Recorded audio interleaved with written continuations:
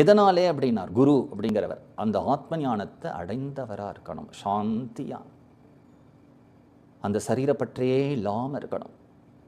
அத்தகைய குருட்ட நீ அவரை அணுகி ரொம்ப பணிவாக இந்த ஆத்ம ஞானத்தை எப்படி அடையணும்னு அவர்கிட்ட கேட்டு அவர் ஒரு வழி சொல்கிறார் இல்லையா, ஹித உக்திதா, அந்த ஆப்த வாக்கியம் அவர் சொல்கிறார். ஆப்தர்னா உன்னுடைய நன்மையை விரும்புகிறவர்.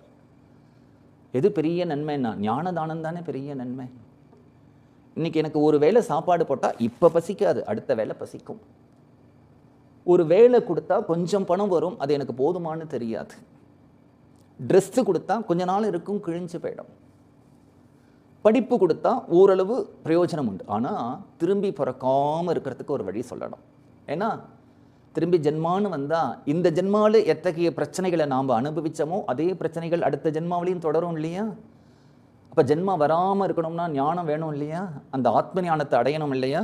அந்த ஆத்ம ஞானம் எதனால் கிடைக்கும்னா, அந்த ஆத்ம ஞானியை நம்ம போய் அவரை அணுகி பணிவுடன் அவர் என்ன ஒரு வழியை காண்பிக்கிறாரோ அந்த வழி, அது வழியில் நம்ம நம்மளை முயற்சி பண்ணிட்டு போனால் தான் அந்த ஞானம் வருமே தவிர, இந்த நம்ம ஸ்நானம் பண்ணிகிட்டே இருக்கிறதுனாலையோ, தானம் பண்ணுறதுனாலையோ, பிராணாயாமம் பண்ணுறதுனாலையோ, இல்லை தத்துவங்கள் என்ன, விசிஷ்டாத்வைதம் என்ன சொல்கிறது, அத்வைதம் என்ன சொல்கிறது, துவைதம் என்ன சொல்கிறது அப்படிங்கிறதெல்லாம் தெரிஞ்சுக்கிறதுனாலையோ இந்த ஞானம் வந்துவிடாது அப்படின்னு அழகாக சொல்கிறார்.